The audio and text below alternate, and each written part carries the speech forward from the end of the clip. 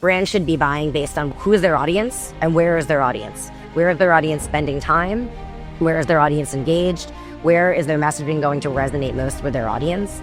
I would make a statement that I think the new bucket should be based on audience. Like at the end of the day, we should look at who is the audience, who do you want to reach, and where are they? And so if you're trying to reach a Gen Z, they might be on Roblox, they might be on Fortnite, they might be on Discord, they might be watching YouTube. Like, let's put all of those together in one room and understand how do you reach Gen Z.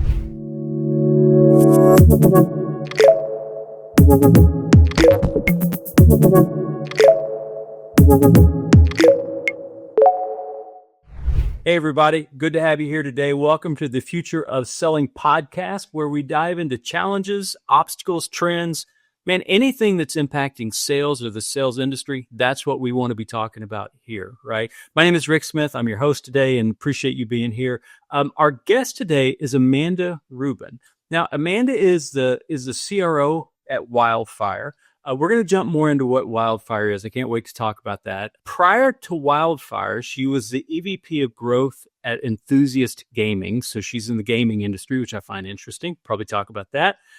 She was overseeing sales and marketing and operation and strategic partnerships. So that's a bunch, right? That's a big, broad thing. She's a thought leader in a number of different areas, including building scalable and efficient revenue engines. So can't wait to talk about that topic.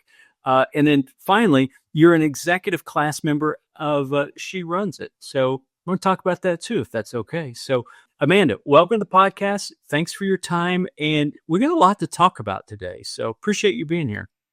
Thank you for having me here. Yeah, absolutely. So let's kind of jump right into it. Again, really excited to talk about the marketing, the branding side of things. But, toward the end, we kind of talked about this before we jumped on, right? I like this idea of to become the people that we are and to be successful, it takes two things. It takes competency in your area and it takes character as well. So I want to kind of the first half, let's talk about the competency piece, the business piece, but then I want to talk about you. Who are you, right? And how'd you get here? So that's the plan, if that's all right with you. But let's start by telling us about Wildfire. And I'm gonna tag a little bit more onto that. What is Wildfire and what does this mean? Connecting brands with Discord communities. Kind of get it, but I think I'm a little lost. So help me out. Tell me about Wildfire and what that means. So Wildfire is a community-first marketing company. Right now, kind of the core community platform that we work on is Discord. So Discord, for those that do not know, is a large social messaging platform and interaction platform. It's kind of like Slack for a lot of people in business, right? But a little bit more raw meets Reddit type vibe. It was built for gamers. So it definitely started Discord as something for the gaming industry, for gamers to use and socialize with friends as they play video games. Discord has since really become just a point of fandoms. It's where anybody really goes to join a large scale fan community. So you've seen Discord expand into wellness and technology and entertainment, of course, still having a very big and core makeup of gaming properties. So what Wildfire does is we actually find ways to place brands and products and gaming studios inside of the Discord community narrative. So what I mean by that, if you think about typical social media platforms, right, you can think about there's two core ways that a brand can show up on YouTube or on TikTok. They'll show up through the media that they buy, right, through YouTube or TikTok, or through the influencer, inside the influencer video or inside the content that the influencer creates. On Discord, these community managers are the influencers, but you wouldn't think about them as a typical influencer because they're probably not a personality that also has a YouTube or a TikTok. They're, someone that built a Fortnite community and that they now have 500,000 people inside of their community that converse on a daily basis about updates and things and competitions within Fortnite. And so we've basically created an opportunity for these creators and communities to allow brands to enter the conversation in an authentic way and reach an audience in a totally new way. So what we basically say is that we're kind of productizing dialogue and finding a way to create ad experiences inside of community first dialogue. And I guess the last layer I'll give to that, right, is why does that matter? I think we see the world of advertising has obviously changed a lot over the last decade and decades, right? We've gone from celebrities and media at large, right? We went from celebrities, Hollywood, looking at these large scale celebs and athletes to influencers in the world of digital media and influencer marketing over the last decade plus. Now we're looking at community and culture. And how does culture really grow? Culture grows through community platforms, through socialization. So we're looking at a way to have a brand show up inside of the conversation. Okay. Instead of being a object that is spoken about to an audience, it is part of infrastructure, really, the thing that they're talking about. You just unpacked a lot. Yes. You said, Yes. let's unpack it just a little bit, just so I can understand what you're doing. So Discord is just like, it's like a Slack, but it's based on these gaming communities, probably other communities as well. That's where Yes. they started, right? And so what you guys are doing is finding a way to bring brands into that community, not to advertise to that community, but to become a part of the kind of the nature, the culture, the texture of that community. Is that accurate? Yeah. And I mean, it is quote unquote advertising, right? But I would look at it more as like an authentic sponsorship. You know, we're not placing a banner ad and saying, here's an ad, click on it, right? It's how are we coming up with unique content ideas that promote the brand, but also create value for the community. So, you know, we'll do things like a scavenger hunt.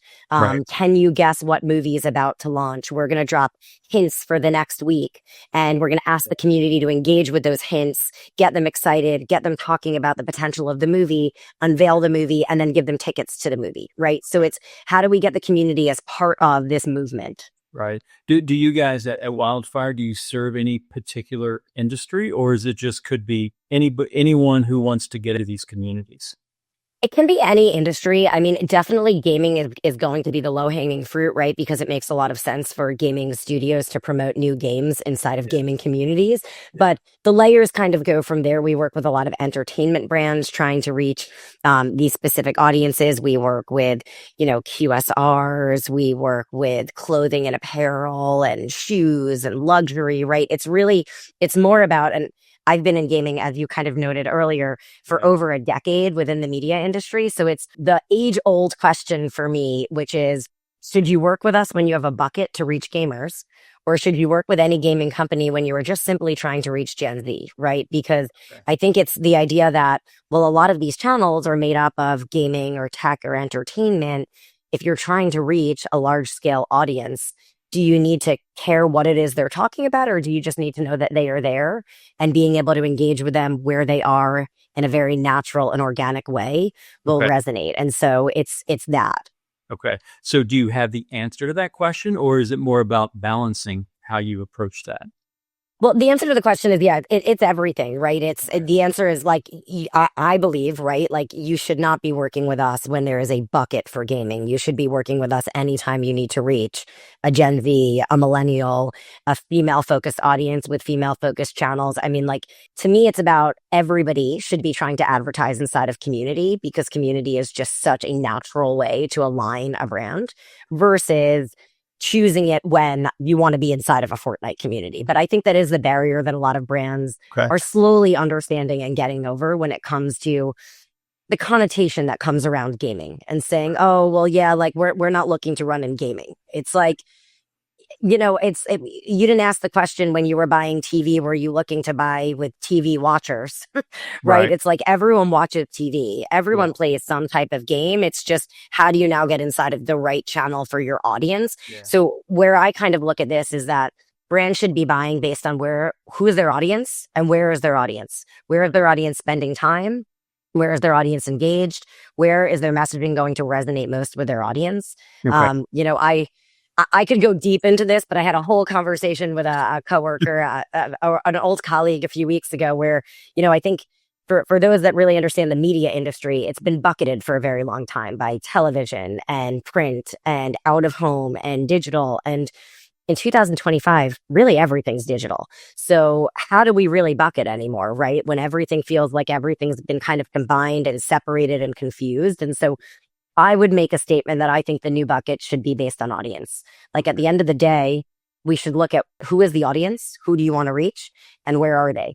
And so if you're trying to reach a Gen Z, they might be on Roblox, they might be on Fortnite, they might be on Discord, they might be watching YouTube. Like, let's put all of those together in one room and understand, how do you reach Gen Z? When you say bucket, explain that to me. What do you mean by, because I've heard you say that probably 5 or 6 times, a bucket, a bucket, a bucket. What do you, Yes. is a bucket like like you were talking about, it's television, it's radio, it's whatever, or what? Yes. It's kind of the way that a media buyer will buy, right? So it's a buying bucket. It's back in the day, and again, I think teams are getting more integrated, but when I started my career at a media agency 15 years ago, it was, you're on the digital team, or you're on the TV team, or you're on the print team, or you're on the out of home team. And so when you then went to industry events, you learned about the publishers and vendors you could buy with within those buckets, right? Like, this was your parameter, and these were the people you needed to buy with. And I think as gaming showed up on the scene, it got bucketed as gaming instead of by digital or by mobile or by influencer. But the truth is, gaming has pieces in all of it, and everything has pieces everywhere right now. So it's just for a world that has changed so quickly, exponentially, in terms of how our technology has moved, it makes you question, are we still buying the way, should we still be buying the way traditionally these teams were set up to look at the players in the space? Yeah. Okay. Got it. No, that makes sense. So now it's more, I don't know if this is even the right word, but more transitory, right? There's not one way to get to this. It's, you got to be involved in multiple. What's the difference between, and this is kind of in my words, right? What's the difference between marketing and branding? Okay. I mean, marketing, I kind of get most people kind of understand what marketing is, but branding is more, not as clear. Okay. So talk about that. What's marketing? What's branding? In a very simplified way, I would say marketing is short-term and branding is long-term strategy, right? Like, marketing is, how do I create a plan right now to put something in front of people, reach those eyeballs, and make sure I'm resulting on the KPI, which is, is it clicks? Is it conversions? It's a little bit more tactical. I would say marketing, while marketing can be very awareness and upper funnel, it tends to be a little bit more lower funnel with a real result attached to it. Yeah. Branding it's like the je ne sais quoi, right? It's the long-term, in-depth, deep loyalty, affinity, overall understanding of a brand, what it means, why people resonate with it, right? It's building equity. I don't think of brand equity in marketing. I think of it in branding. So I would say branding is, it's the bigger piece, but it's the piece that there's not necessarily a straight path to get to. Like, marketing's got a plan, branding's got a spiral and a staircase and a zigzag, because it's got to be flexible and change management oriented to exist at the right time for the right purpose. Right. Gotcha. I was thinking about this question when I wrote it down and was working on kind of, what we talked about today. And here's what I wrote, and you tell me if I've got this correct or not. I like the way you said it. Marketing is short-term, branding is long-term. And I wrote down, marketing equals I know who you are. Branding means I trust who you are. I like that. You like that? Okay. Again, I would almost flip it the other way. Like, it's trust on both sides, right? Like, branding is building trust. Branding is building association beyond a one-off, right? I forgot, I was in a session years ago and I remember somebody was like, think of the one brand that, like, you couldn't live without. And, the amount of people that were like, Apple, right? Like could you live without your iPhone, right? Like, right. What would you do if that brand didn't exist? Like, that's branding. That's not marketing. Like, Apple doesn't need to really run marketing campaigns. They run brand campaigns. Like, and I think those are the differences, right? Like, a marketing campaign is, we're launching the iPhone 16. Like, it's about a product. Whereas a lot of the time when I see Apple ads, I just see the Apple logo.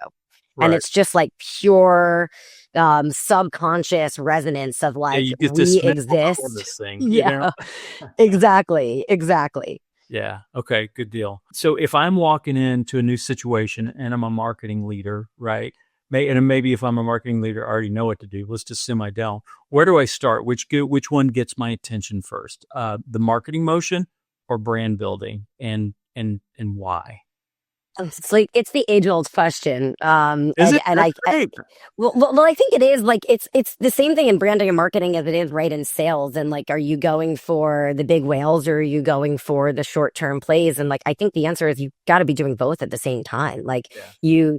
you kind of always have to have these holistic, full funnel strategies. You need to understand how marketing is going to drive the more short term, tactical, measurable results. But if you're not building a brand, your marketing is just going to consistently fall flat. So hey, I'm a believer in this, right? I think that when we ask better questions, we get a lot better answers, right? So when I'm coming to a problem, I'm always, sometimes, well, I always try to just think, okay, what are the questions I'm trying to answer here?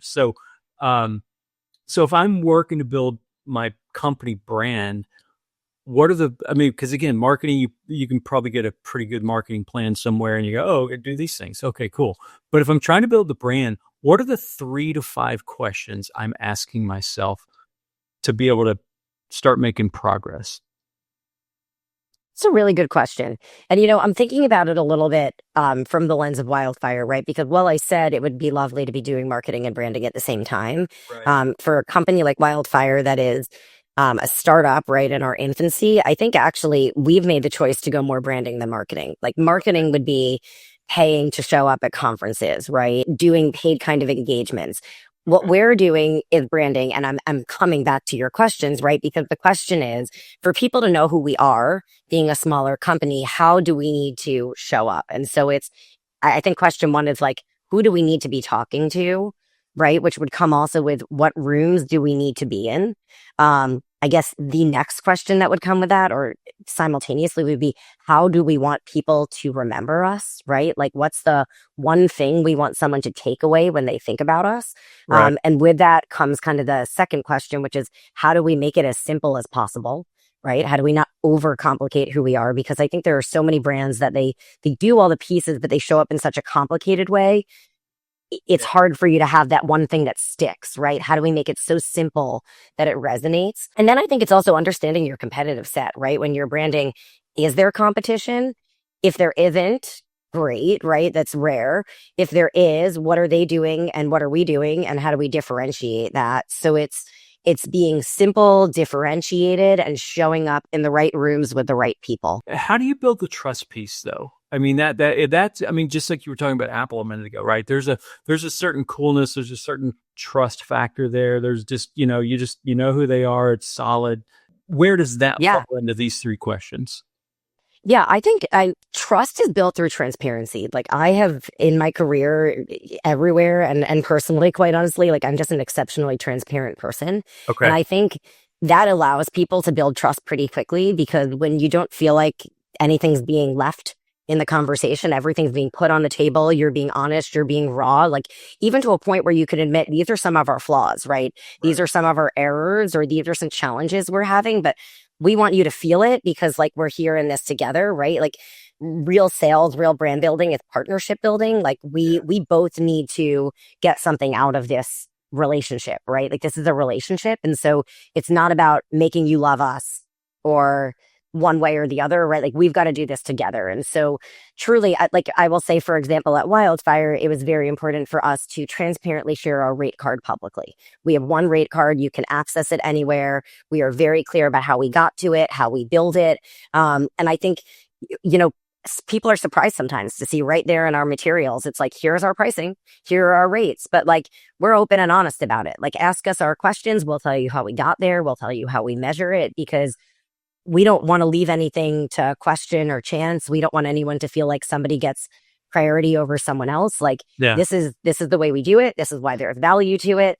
And I think being able to over communicate those pieces is definitely the start to it, right? The second piece to building trust is you can't show up in a room and say, this is who we are. Like, you better like it.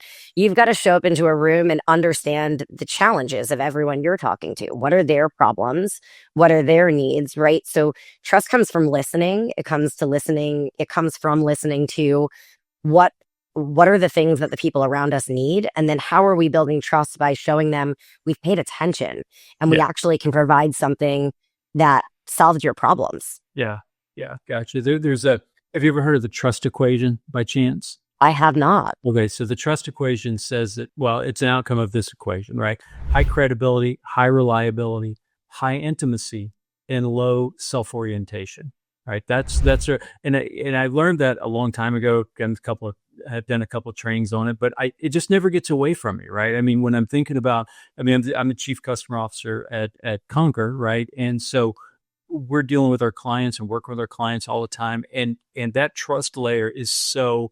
I mean, if you don't have that, you don't have anything, right? But I think about the way it shows up, and as I reflect on some of the things you've talked about, reliability and credibility, right? Man, think about how that goes back to brand, and then the intimacy, getting to know your customers, getting to know, or your prospects, right? Don't walk into a room and tell them what they need to know, but rather walk into a room and find out what do they need.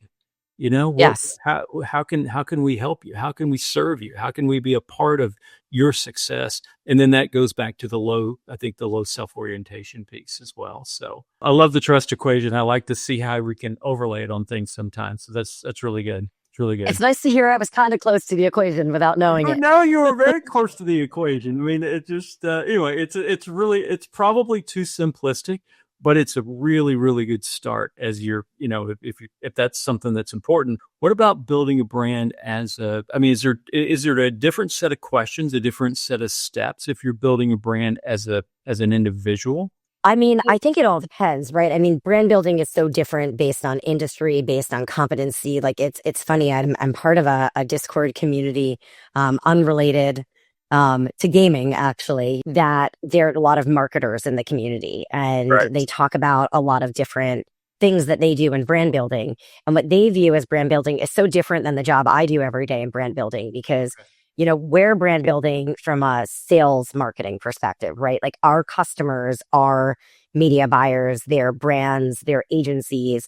Some marketers, their customer is literally the customer, right? They're the consumer. So I think it's less about are you an individual brand or are you a company brand, but it's who is your customer.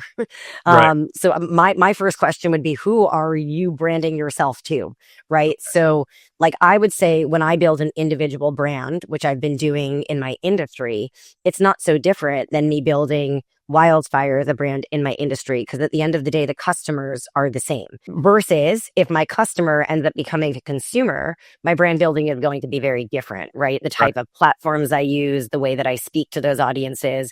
So Yeah. I would look at it a little bit more that way. I don't know if I'm fully answering the question there. Well, I'll take you one more level then. So you work in gaming. I mean, the Yes. section, there's probably more male dominated than female, right? You're a CRO. And so how did you build your brand in this community where you would be accepted and you'd trusted? I mean, what were the things that you did? That's a really good question.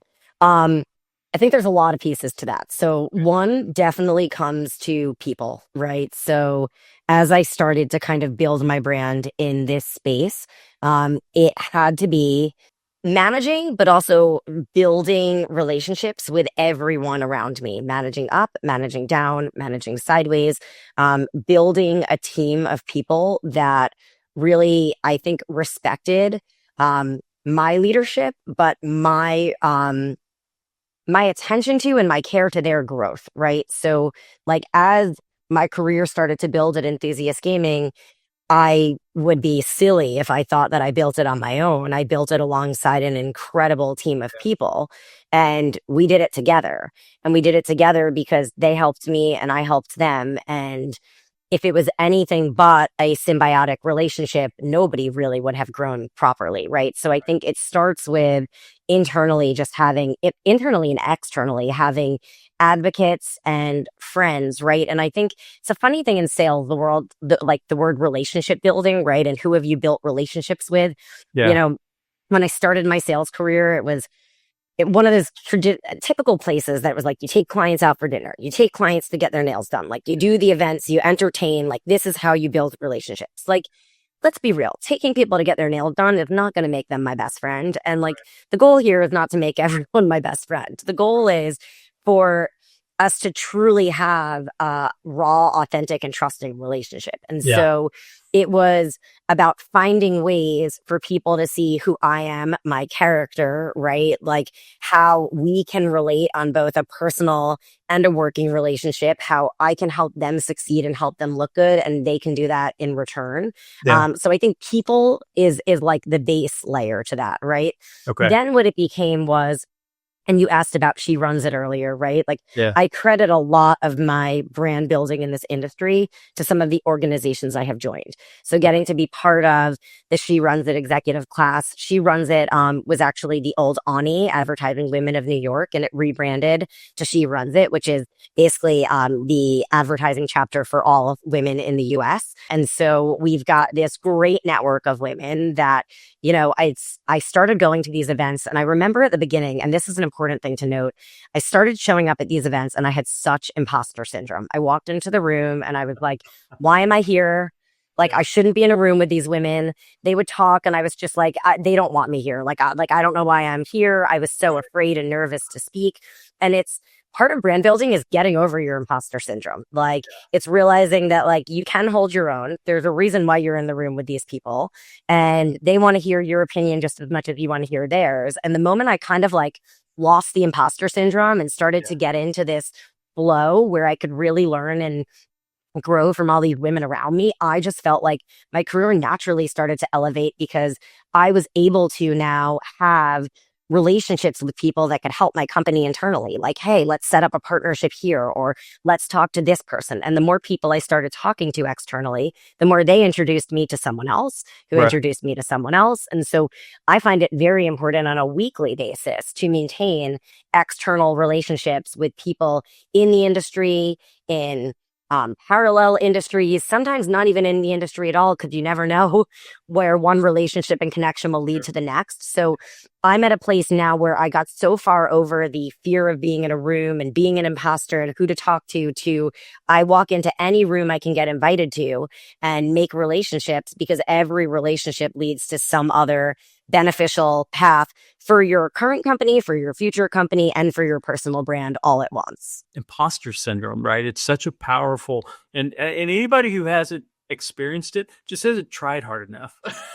That's my gut, right? No. I mean, if you've ever, if you're like, okay, I'm going to go there, and I wasn't, even if you were invited to go there, it could still be, you can still feel that thing. So, that's just the fear of failure, right? I think is, or they know something about me that, that I don't want them to know, or whatever it may be. So, Well, it's interesting too, because you asked about, and I didn't really hint on it being in a male dominated industry, right? Like there's definitely a lot of men in gaming. There's a lot of men in advertising sales. So I think the safe space of something like She Runs It. I'm also part of Chief, which is another female networking community. I think being around a lot of very strong women has helped me along the way to be like, how would I deal with a man in this situation who I don't think is giving me respect or isn't handling a situation in a certain way? To hear the stories from all of my fellow peers almost gives you this like peer advisory boost where you're like, I got this. Like I got my ladies behind me. And even if they don't work in my industry, I have their support. So I think that was part of it. The other part of it was like, imposter syndrome massively exists when you're around a lot of men that try to keep you down.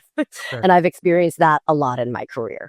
And it's the same thing. It's getting over the fear of letting people around you make you feel like you are less than. I had to just be like, you know what? I am not less than. Like I'm taking a deep breath. I know I can hold my own. I've proven I can hold my own. And it took me a little bit, but I've gotten to a place now where anybody in the gaming media industry specifically, and it's a pretty small world. I just came off of GDC and then the IAB Playfronts. Like I pretty much know every player in the space now. And if I don't know the person, I'm going to walk right over to them and shake their hand and be like, I'm Amanda Rubin. I'm pretty sure you've heard of me. I've heard of you. Like we should have a conversation.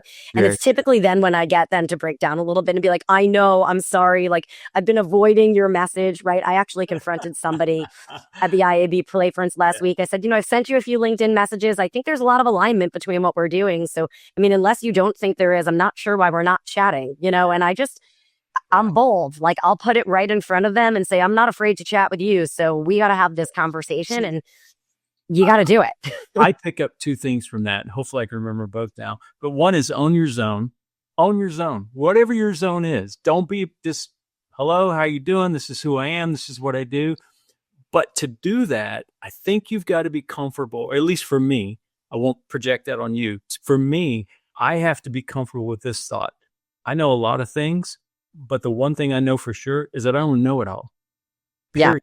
Right. And so if you can be comfortable with that fact, then it's easier to make those you kind of let go of that fear of, oh gosh, are they going to ask me a question I don't know the answer to? Probably, but that's okay because I don't know it all. I'm still learning. I'm still in progress here. Right. I'm not, don't give me the finish sign. I'm in progress. And I think you just got to be okay with that. No, Yeah. I would agree with that. I would also say, like, I think almost everybody knows more than they think they know. Yeah. So it's like, don't short sell how much you probably do bring to a conversation and to the Yeah. table.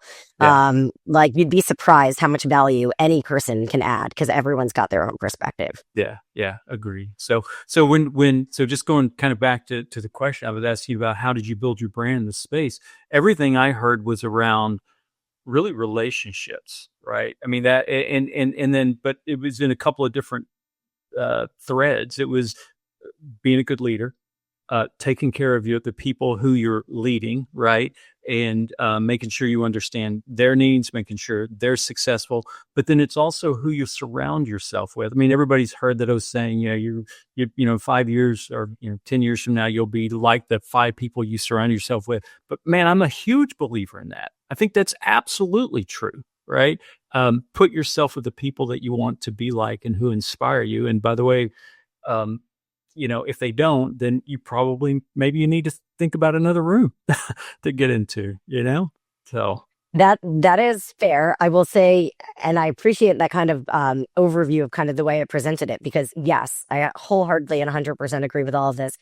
There was a huge missing piece then, I guess, to how I built my brand, right? Which is the actual thing that I'm presenting, right? Like what is the product I'm presenting, whether it's me or my company? Like, what is that message? And I think the other piece that comes into this is it's not just that I'm fearless when I walk into a room and I can have the conversations, but I've built a narrative that is both creative and needed, right? And so when I think about what I built over at Enthusiast Gaming and what I'm doing now here again at Wildfire, it's a full go-to-market strategy. It's what do we provide in the marketplace that nobody else does? How do I know how to speak about that in the most simplistic but passionate way, right? I bring a lot of passion to what I do because I have a lot of knowledge in what I do and a lot of creativity in how we do it different than anybody else does. Right. And so the relationships matter the most because without any of them,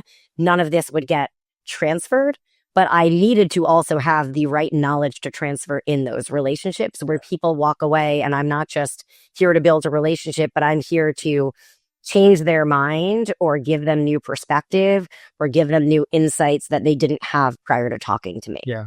I think what you just did is you took it back to that key concept of, okay, so if I want to build my brand, there's 2 things I need. It's character, it's competency.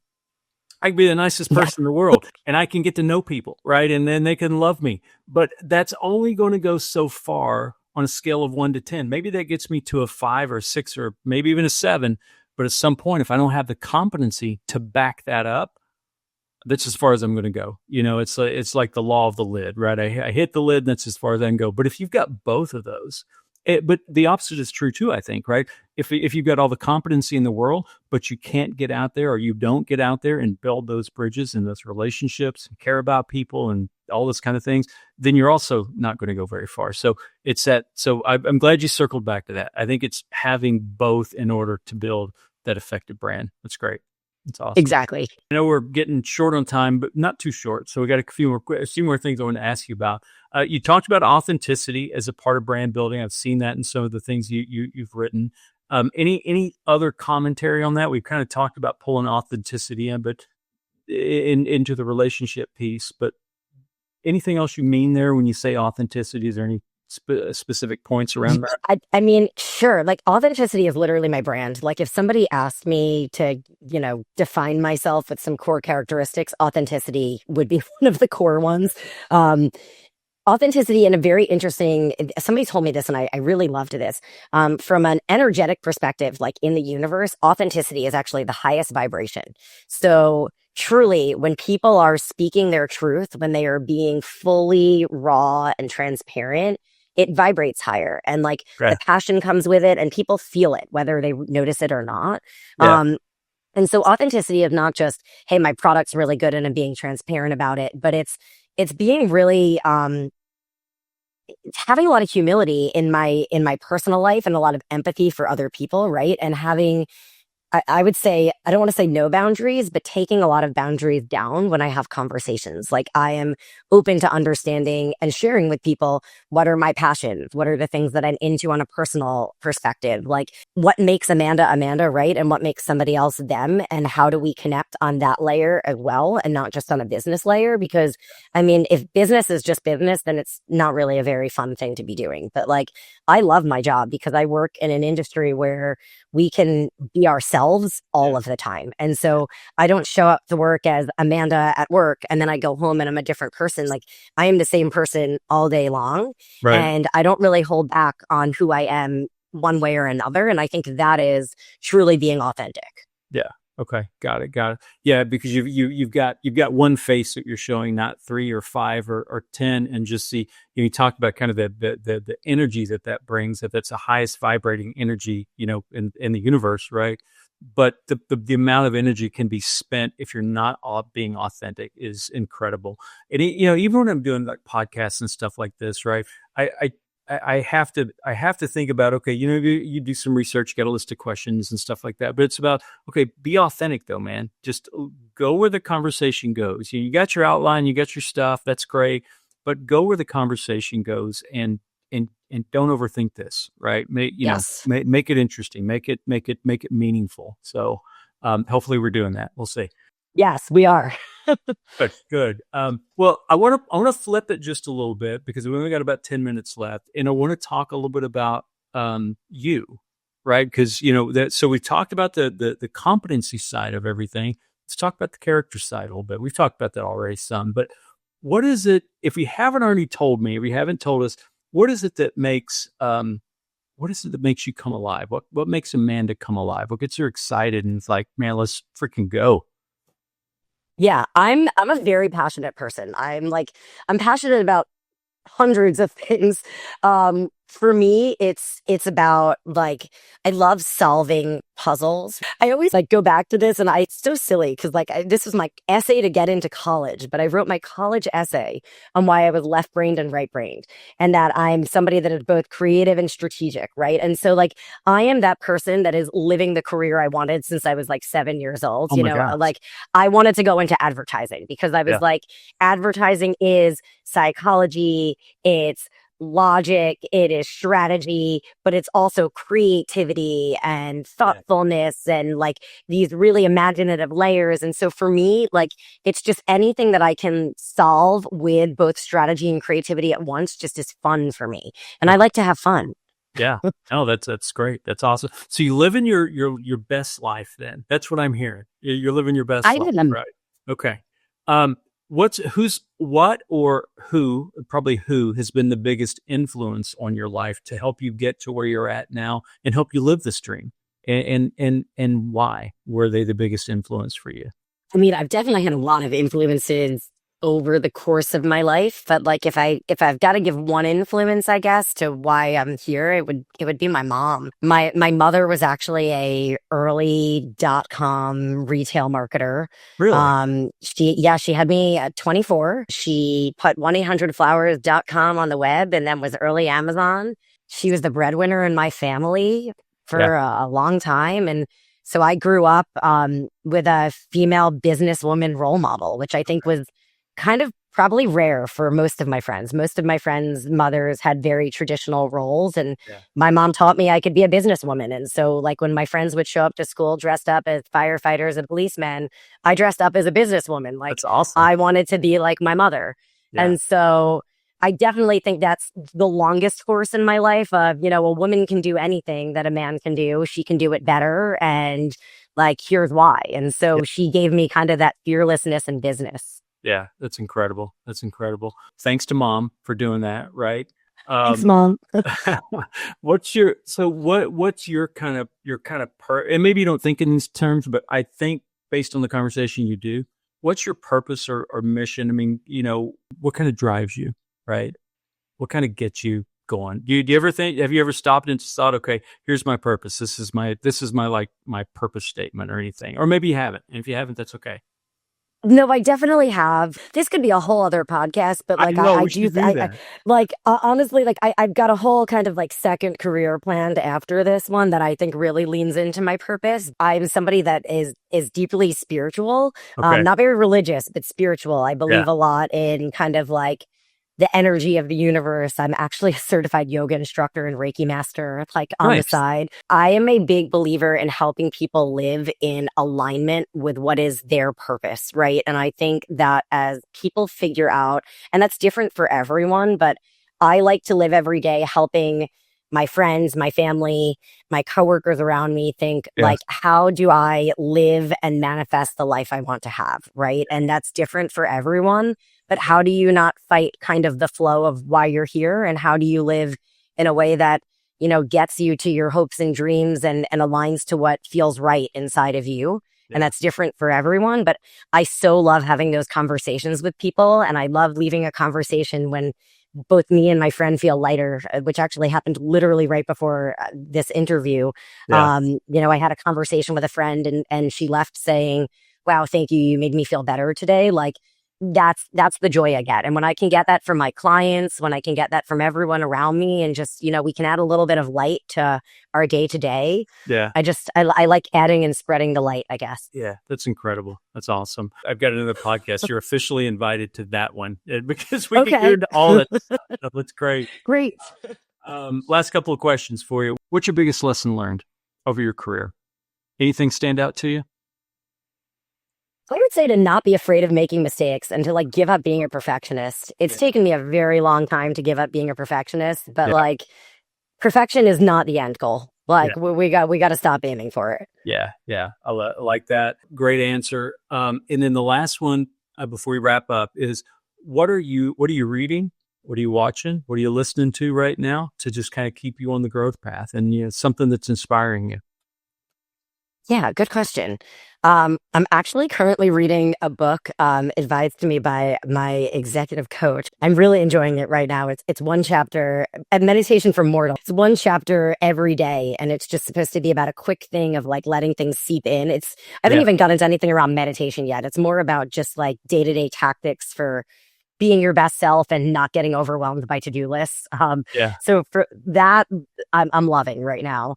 I don't think I've watched anything in weeks. I think it took my husband and I like 3 months to get through 0 Day, which is 6 episodes. That's how much free time we have between our jobs and our children. But I'll ask me that one a little bit later when I don't have a 3 and 5-year-old. And then what was the third one? Listening? Listening, watching, or reading. Yep. Listening, watching, and reading. So listening, there's two separate things that I'm listening to right now. One is I'm really, really inspired by, and I was talking about kind of like energy and consciousness. There's a really cool company called Jumpsuit. This is a very long-winded thing, but they're a freelance advertising agency that's now experimenting with what it means for a company to become conscious. And they've been doing a lot of very interesting videos and kind of like podcasts around everything from like full funnel marketing to integrating like clairvoyance and intuition into the funnel of business, which I just find so intriguing. So I'm trying to open up my mind to a lot of things like that, things that just kind of get expanded consciousness. And then I guess to give you another piece of Amanda, I've been listening to a lot of Goose, the band. I just find them to be absolutely wonderful to listen to right now. I like just keeping it real right there. I like that. All right. Good deal. Well, thank you for being here. But before we jump off, I always like to kind of wrap up with some key takeaways, right? Because I'm thinking if I'm listening to this podcast, hopefully it's been a great conversation for folks, but we've covered a lot of ground. So I always kind of like to get back to, what are the 3 key takeaways? And here's the situation. I'm a budding sales and marketing professional, right? Maybe I just took a role as a manager or a director or something like that. What are the 3 key takeaways from today's conversation that's going to help turbocharge my path forward? What would you say? Hey, we talked about this, we talked about that, and we talked about the other. What are the three today, you think, for someone? From a competence standpoint, right? Like know your product inside and out so that you don't need a deck or lean on materials to feel like you're presenting something to someone, because when you know your product inside and out, there's so much flexibility in the way that you can fine tune it to your buyer's needs, right? And that comes to step two, which is now that you have that competency, don't be afraid to make relationships everywhere. Like it's very hard to do, to give up that fear, but try it. Walk into a room and just put your hand out and introduce yourself to someone, right? And you will just start to see every relationship you make, how it lessens your imposter syndrome and opens more doors, right? So I would say that's the competence and character side to it. And then I would say the third piece to that would really be find what it is you're passionate about, right? Because if you're not enjoying what you're presenting to people in the conversation you're having, it's never going to be fun for you. So you've got to find your niche that you resonate with, that you understand, Yeah. that you enjoy being part of, right? Because you want your job to be fun. Working in sales and marketing is fun. Yeah. If it's not fun to you, you've got to figure out what is. Yeah, no, that's great. So I'm just gonna repeat this. I thought they were great. So know your product and know it to the point where you don't need, again, materials to lean on, right? And I agree with you. The better you know it, it just the synapses start clicking. There's so many directions you can go with it, which is incredible. Don't be afraid, right, to make relationships everywhere you go. And that's based on that competency piece. I know what I'm talking about. So that gives me the confidence to lean into people, right? The confidence to own my zone. And then number three, this is good. Find out what you love is the way I'm saying it, or even better said, find out what makes you come alive. Right. Yes. And I love that statement because it's the opposite of The Walking Dead, right? Find out what makes you come alive and then invest number one and two. Knowing your product and leaning into people, invest there. Invest that. You only have so much time, so you may as well do something you really enjoy doing, right? So Exactly. Those are great. Those are awesome. Well, Amanda, thank you so much for the time today. We went a little bit longer than hopefully, that maybe we were supposed to, but it's a great conversation. So it was really fun. So thank you. I appreciate it. Thank you for having me. All righty. Have a good day. We'll talk to you soon. You too.